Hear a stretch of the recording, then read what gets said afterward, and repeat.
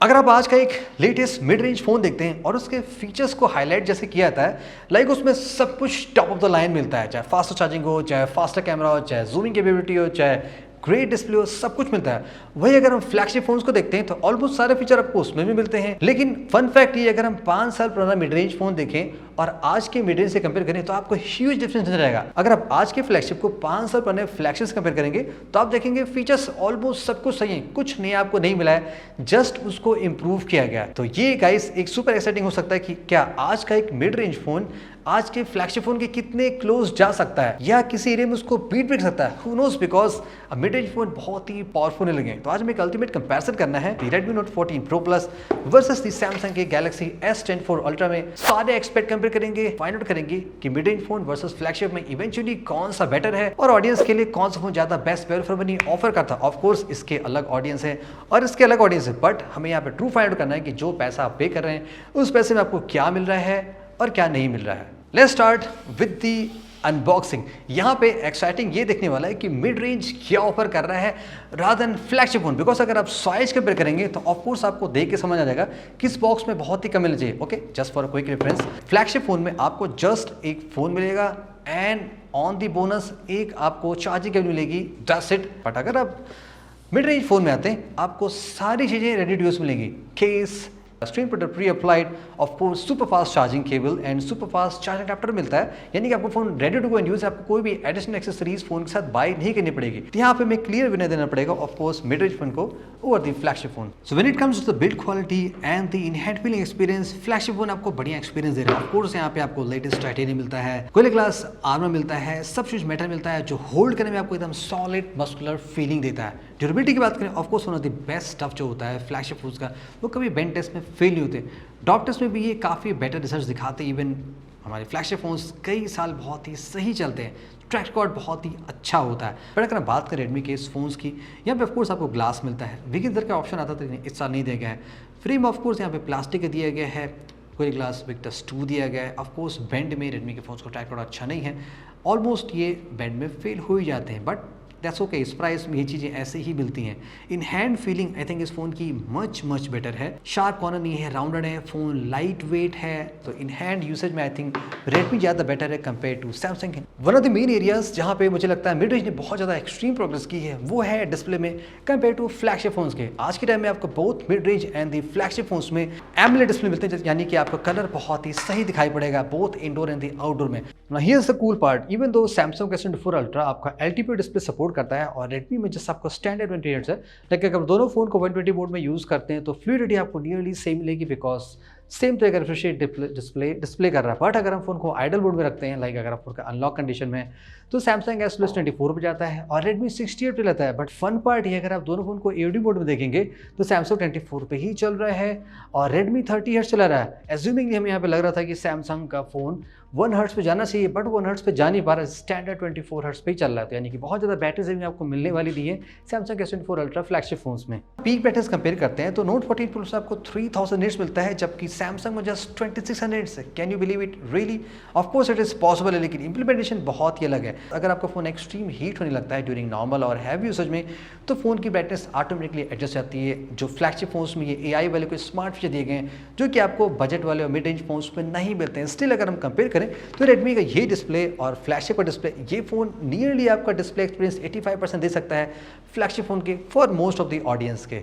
For the shocking facts, आपको बहुत ही crazy बात बताऊं, सैमसंग के S24 अल्ट्रा में आपको मिलता है 5000 mAh की battery, upcoming Note 14 Pro Plus से मिलता है आपको 6200 mAh। इस लेटेस्ट फोन में आपको मिलता है सिलिकॉन कार्बाइड बेस बैटरी, जिसमें सेम फॉर्म फैक्टर में आप अराउंड 13 से 20% एक्स्ट्रा डेंसिटी की बैटरी इंट्रोड्यूस कर सकते हैं, यानी कि ये आपका 6200 mAh की बैटरी है। अगर डे टू डे यूसेज देखा जाए तो ये फोन मुझे ईजिली 2 दिन आसानी से चल जाता है, जबकि इस अल्ट्रा फ्लैगशिप फोन को मुझे एवरीडे चार्ज करना पड़ता है। फन फैक्ट ऑल्सो ये भी है guys, let's talk about the box content. आपने ऑलरेडी देखा इस फोन में आपको मिलता है 90 वॉट इन द बॉक्स और यहाँ पे कोई भी चार्जर नहीं मिलता, तो clearly battery department definitely budget phone और मिड रेंज फोन ज़्यादा बेटर निकल के आ रहे हैं compare to ultra flagship phone के। Flagship phones of course latest and the greatest chipset के साथ आते हैं, जिसमें एडिशनल कूल फीचर होता है, वो होता है मॉडेम, जिसके थ्रू आप better 5G and the wifi speed मान सकते हैं।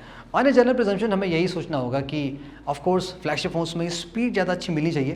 Let's test it. तो हमने 5G पे सेम नेटवर्क दोनों फ़ोन में टेस्ट किया, डाउनलोड स्पीड नियरली दोनों फोन में सेम आ रही है, both on the Redmi and the Samsung में, but of course upload speed every time मुझे सैमसंग के फ्लैगशिप फोन में ज़्यादा दिखाई पड़ रही है। दैट मीन्स इसका मॉडेम मच बेटर यूजफुल है। इन सम सिनेरियोज में I think download more important होता है रादर देन अपलोड के। बट अगर हम वाईफाई 6 स्पीड टेस्ट करें, दोनों फोन में आपको एक्जैक्टली सेम एक्सपीरियंस मिल रहा है। ऑफकोर्स 1-2 या कुछ Mbps का स्पीड का फर्क पड़ सकता है, वो तो पड़ेगा, बट वहाँ पे एक्सपीरियंस आपको नियर अबाउट सेम मिल सकता है। तो इस डिपार्टमेंट में आई थिंक दोनों फोन को हम काइंड ऑफ टाई अप कर सकते हैं, स्लाइट एज जा सकता है फ्लैगशिप फोन को, but still Redmi as a mid range आपको काफ़ी सही वैल्यू ऑफर कर रहा है, both on the 5G download and on the wifi surfing speed में। कंप्लीट फोन का हार्डवेयर सॉफ्टवेयर पावर्ड होता है एंड बोथ यहाँ पे पावर्ड बाई एंड्रॉइड है, बट आई थिंक यहाँ पे फ्लैगशिप फोन को डेफिनेटली थोड़ा सा एज मिल सकता है for most of the users. Like first let's talk about the ROM experience.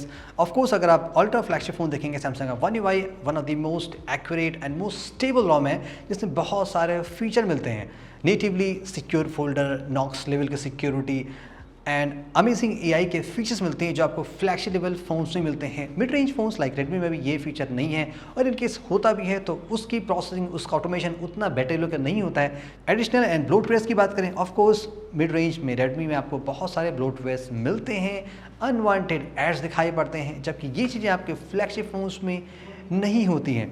For the software update I think यहाँ पे भी स्टोरी बहुत ही इंटरेस्टिंग है। Most of the flagship chipset जो होते हैं वो लॉन्ग सॉफ्टवेयर सपोर्ट देते हैं। S24 अल्ट्रा आपको 7 ईयर्स का लॉन्ग सॉफ्टवेयर सपोर्ट देता है, जबकि रेडमी 14 प्रो आपको जस्ट 3 ईयर्स का सपोर्ट देता है। कस्टमाइजेशन की बात कर लें तो सैमसंग में again using the good lock आप बहुत ही बेटर कस्टमाइजेशन पा सकते हैं। रेडमी भी ऑन द अदर हैंड आपको सारे कूल फीचर मिलते हैं, जैसे कि फिंगरप्रिंट का एनिमेशन बहुत ही अच्छा होता है, एप्लीकेशन डिलीट करने में बहुत पॉपअप से अच्छे नोटिफिकेशंस आते हैं, बहुत से लोगों को अच्छे लग सकते हैं, बहुत से लोगों को अच्छे नहीं लग सकते। Performance is really very important for any smartphone guys, और यहाँ पे भी आपको बहुत ही सही एक्सपीरियंस मिलने वाला है दोनों स्मार्टफोन में। दोनों फोन आपके 4 नैनोमीटर बेस पे हैं, स्नैपड्रैगन पावर्ड है, 7 Gen 3 versus 8 Gen 3। Of course on the numbers में फ्लैगशिप फोन आपको बेटर एक्सपीरियंस दे सकते हैं, बेटर नंबर्स प्रोवाइड कर सकते हैं कंपेयर टू बजट फोन के, और बहुत से एरियाज में ये बहुत से लोगों को मैटर भी कर सकता है। अगर हम डे टू डे यूज़ करते हैं दोनों फोन इवेंचुअली काफ़ी फास्ट फील होते हैं, because 120 hertz AMOLED and CPU optimise होता है, बैटरी कंजम्पशन भी सही होता है, तो काफ़ी सही एक्सपीरियंस मिल सकता है। अगर आप कोर एरियाज देखेंगे जैसे गेमिंग की बात कर लें तो फ्लैगशिप फोन आपको ज़्यादा बेटर एक्सपीरियंस दे सकते हैं। अगर आप लॉन्ग गेमिंग करते हैं तो वहाँ पर हीटिंग कम होती है और फ्रेम ड्रॉप्स नियरली नेग्लेजिबल होते हैं, तो वो आपको एक्सपीरियंस लॉन्गर सेशन में काफ़ी सही मिल सकता है, जो कि आपको मिड रेंज एंड के फोन्स में नहीं मिल सकता है।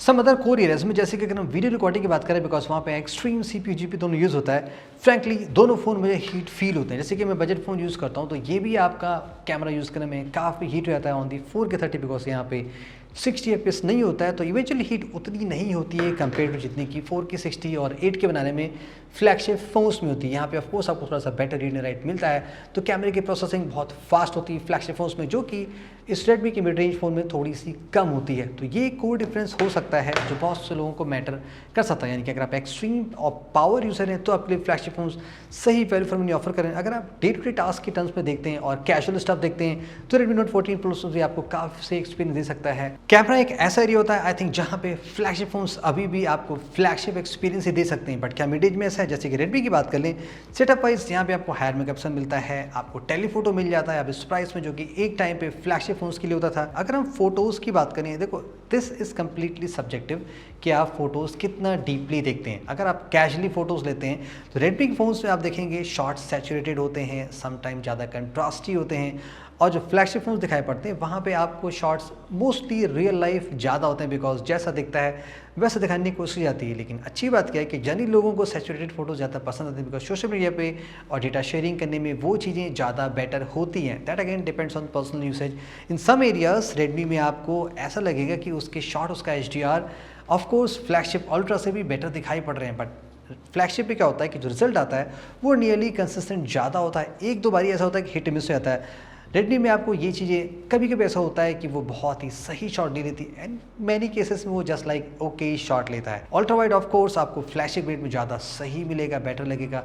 इवन अगर हम ऑप्टिकल जूम की बात कर लें 3x बोथ फोन्स में है, लेकिन फिर भी जो फ्लैगशिप फोन्स में आपको जो प्रोसेसिंग हो रही है, जो ऑप्टिमाइजेशन और जो सॉफ्टवेयर एल्गोरिथम हो रही है, वो आपको बेटर एक्यूरेट डिटेल्स दे सकते हैं rather than on the Redmi के जो मिड रेंज फोन्स में दिए गए। लो लाइट में ऑफ कोर्स फ्लैगशिप फ़ोन ज़्यादा बेटर काम कर रहे हैं compare to mid range phones के। वीडियोस की बात कर ले तो फ्लैगशिप फ़ोन्स लाइक अल्ट्रा आपको 4K 60 8K का सपोर्ट भी देते हैं, जबकि रेडमी में आपको जस्ट 4K 30 मिलता है। इवन तो बोथ फोन में OIS है, लेकिन क्वालिटी में काफ़ी फ़र्क है।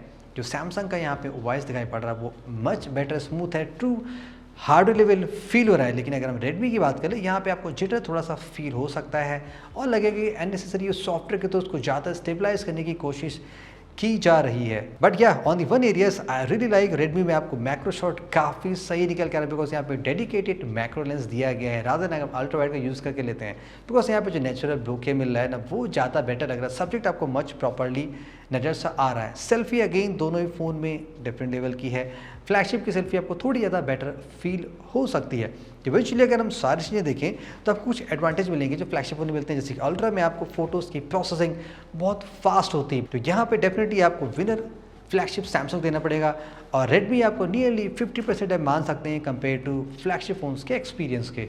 अगर हम समराइज़ करें गाइस, क्या हमें मिला final verdict comparing a mid range Redmi phone any other phone with the flagship phone जो हमने यहाँ पे पिक किया, आई थिंक इससे काफ़ी क्लियर चॉइस। अगर हम फ्लैगशिप फ़ोन की बात करें तो आपको 2 से 3 तरह के फिक्स सेट ऑफ ऑडियंस दिखे पड़ेंगे। लाइक अगर आप सीरियसली कोई कैमरा ओरिएंटेड वर्क करते हैं, क्रिएटर हैं या मीडिया प्रोफेशनल हैं, देन आई थिंक आपको one of the best camera phone चाहिए। अगर आप गेमर हैं देन आपको एक बेस्ट फ्लैगशिप फ़ोन चाहिए। या अगर आप सीरियसली रिच पर्सन है, आपको brand and phone show off करना होता है बिकॉज स्टेटस सिंबल मैटर करता है, तो उनके लिए flagship phones of course worth होते हैं बिकॉज दे कैन इसलिए अफोर्ड इट। बट अगर हम मेजॉरिटी देखें तो उनके लिए जो फ़ोन्स होते हैं मिड रेंज वही मोर देन इनफ होते हैं और ये बेटर रीसेल वैल्यू भी ऑफर करते हैं। अनदर अगर आप एक्सपेक्ट देखेंगे लास्ट 5 ईयर्स में मिड रेंज फ़ोन ने अराउंड 30% ही प्राइस गेन किया है, लेकिन अगर आप अल्ट्रा फोन्स देखते हैं तो वहाँ पे 55% प्राइस गेन हो चुका है। अनदर शॉकिंग फैक्ट ये, अगर आप लास्ट ईयर का फ्लैगशिप फ़ोन देखेंगे जिस प्राइस पे वो लॉन्च हुआ था वो उससे अराउंड 50% या समटाइम 40% कम प्राइस पे आसानी से मिल जाता है। तो अगर आप सीरियसली एक फ्लैश एक्सपीरियंस चाहते हैं तो आप लास्ट जनरेशन का फ्लैगशिप फ़ोन लेके भी काम आसानी से चला सकते हैं। और अगर हम इन दोनों बीच की बात करें, Redmi Note 14 Pro Plus versus S24 Ultra, आई थिंक रेडमी सैमसंग के इस फ़ोन का 70% आपको आसानी से ऑफर कर दे रहा है इन सम एरियाज में, स्पेशली लाइक बैटरी में, चाहे बैकअप हो, चाहे डेंसिटी हो, चाहे चार्जिंग हो, चाहे रीसेल हो, चाहे रिपेयर में हो, सब कुछ आपको बेटर ऑफर कर रहा है। इवन आई थिंक कंफर्ट में ये ज़्यादा बेटर ऑफर कर रहा है। So choice is your guys. अगर आप ऑफ कोर्स आप अफोर्ड कर सकते हैं, for you the money doesn't matter, then flagship phone are the best phone to afford. But अगर आप ऐसे कॉमन मैन देखें 2 से 3 साल मैक्स टू मैक्स आप फ़ोन चलाते हैं तो ये मिड रेंज फ़ोन से आपके लिए मोर देन इनफ हो सकते हैं।